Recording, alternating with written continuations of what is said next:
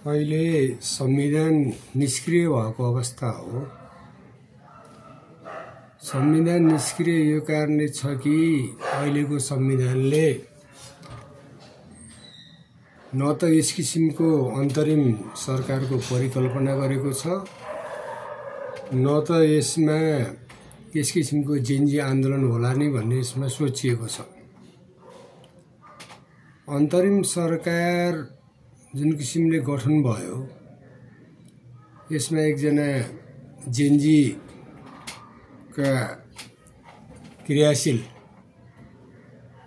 एकजना अभियन्ता भनौँ, उहाँले अहिलेका सम्माननीय प्रधानमन्त्रीलाई तपाईँ पनि त यो संविधानबाट आएको होइन, यो संविधानबाट प्रत्यक्ष निर्वाचित कार्यकारी प्रमुख आउन सक्छ कि सक्दैन, यसको व्यवस्था हुन सक्छ कि सक्दैन भन्दाखेरि उहाँले यो संविधानबाट सम्भव छैन भन्ने जवाब दिएको कुरा व्यापक रूपमा बाहिर आएको छ। मैले बारम्बार भन्दै आएको कुरा के भने अब यो संविधान निष्क्रिय भइसक्यो। यसको वैधानिकताको कुरा गरेर धेरै किसिमको वाद विवाद, धेरै किसिमको छलफल बहस गर्नु समयको मात्र बर्बादी हो। कुनै पनि आन्दोलनको वैधानिकता हुँदैन, जुनसुकै किसिमको आन्दोलनको पनि वैधानिकता भन्ने हुँदैन।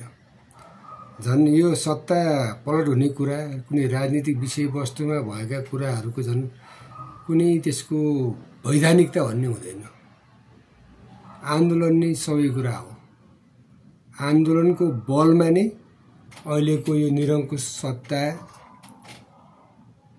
ढलेको हो र यसको सबै श्रेय जेन्जीहरूलाई नै जान्छ। उहाँहरूले आन्दोलन गरेर नै यो सत्ता ढलेको हो र यसमा जो पनि अन्तरिम सरकार या जुन पनि गठन भएको छ, 100% उहाँहरूलाई श्रेय जान्छ। अर्को विषय, जुन मूल आन्दोलन गर्ने समूह छ जेन्जी, अहिलेको यो अन्तरिम सरकार उहाँहरूको प्रतिनिधित्व के छ भन्दाखेरि हामीले बाहिरबाट हेर्दाखेरि सरसर्ती हेर्दाखेरि शून्य छ।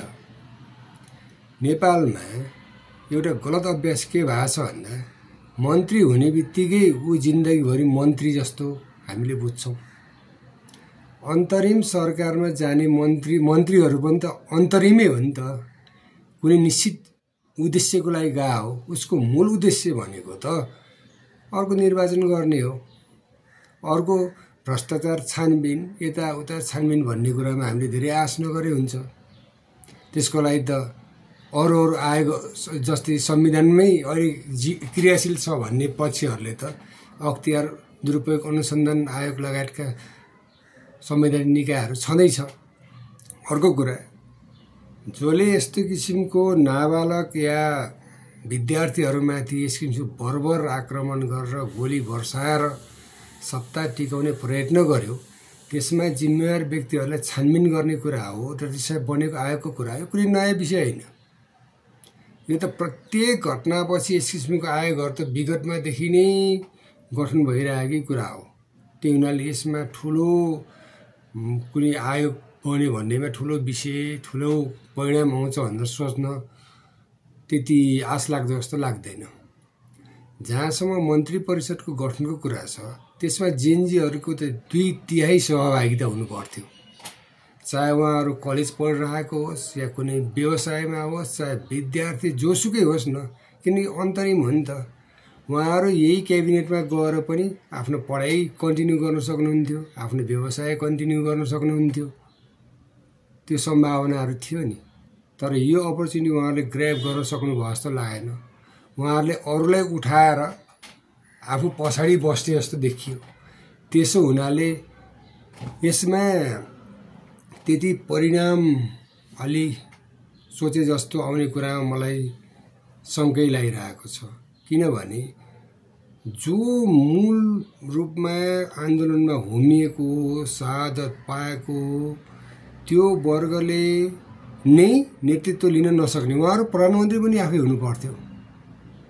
सामूहिक रूपमा छलफल गरेर नेतृत्व उहाँले लिनु पर्थ्यो। उहाँले ल्याउनु भयो अर्कै व्यक्ति।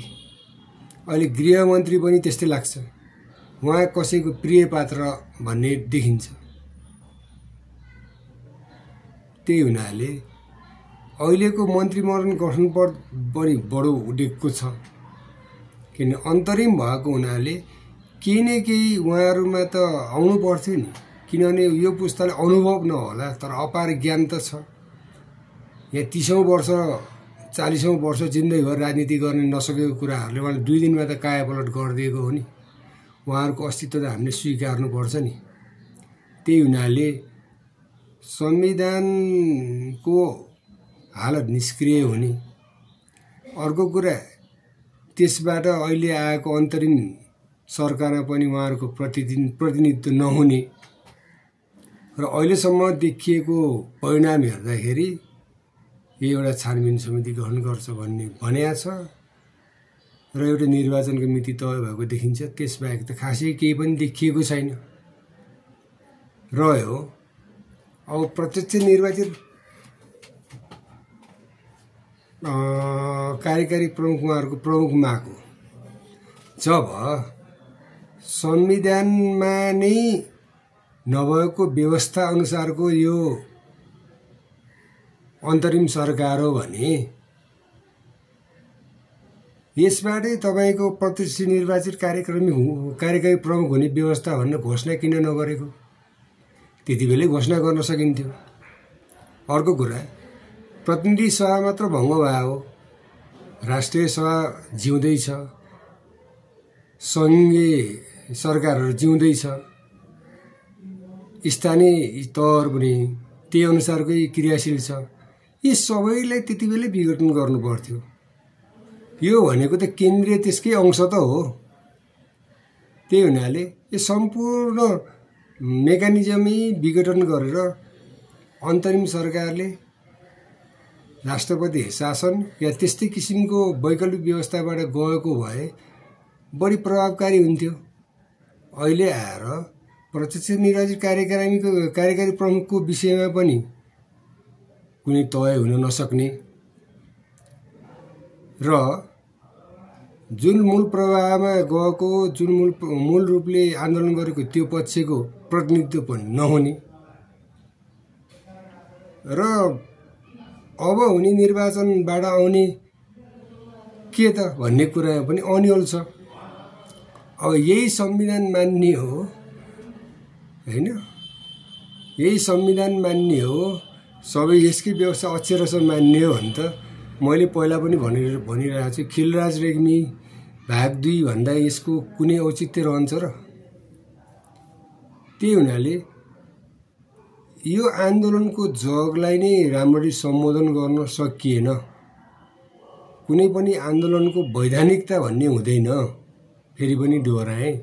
र त्यो आन्दोलनले निर्दिष्ट गरेको कुरालाई नै वैधानिकता दिएर अगाडि बढ्नुपर्ने व्यवस्था थियो। त्यसमा मूल विषयहरू त कुनै पनि आजको मितिसम्म सम्बोधन भएन। त्यही हुनाले जति समय बढ्दै जान्छ त्यतिमै अन्यलता झन् पनि बढ्दै जान्छ। त्यही हुनाले अबको दिनमा गर्ने के, अनि अहिलेको जुन अन्तरिम सरकार छ त्यहाँका मन्त्रीहरू पनि कुनै विषयमा दक्षता हुनु र त्यो र मन्त्री भएर नीतिगत रूपमा काम गर्नु त फरक विषय हो। उहाँहरूले सक्षम भन्दा पनि विवाद रहित मान्छेलाई धेरै ल्याउन खोज्नु भएको छ। जस्तै महावीर पुन भनौँ, उहाँ लाग्नु भएको छ, उहाँ आफ्नो कार्यमा दिनरात नबनिकन निस्वार्थ रूपमा लाग्नु भएको छ, ठिक छ। तर पोलिसी लेभलमा बसेर काम गर्न त उहाँले गरेको त अनुभव छैन नि। यसको अर्थ यो होइन कि उहाँले काम गर्न सक्नुहुन्न भन्ने त होइन। उहाँ त निश्चित टाइमको लागि अन्तरिम सरकारमा आउनु तयार हुनुभयो नि। त्यस्तै जेनजी पुस्ता नै आउनु पर्थ्यो, उहाँहरूबाटै सबै किसिमको आउमा कमसेकम 2/3 उहाँहरू आउनु भयो भए धेरै प्रभावकारी हुन सक्थ्यो। त्यही हुनाले आन्दोलन आफैमा सबै कुरा हो। आन्दोलन आफैमा संविधान हो, शक्ति हो, सार्वभौमिकता हो, सबै कुरा हो। त्यही हुनाले आन्दोलनले दिएको म्यान्डेट जुन कुरा छ त्यसलाई नै आत्मसात गर्न नसकिएको अवस्थामा कसरी परिवर्तन सम्भव होला, यो कुरा विचारणीय छ।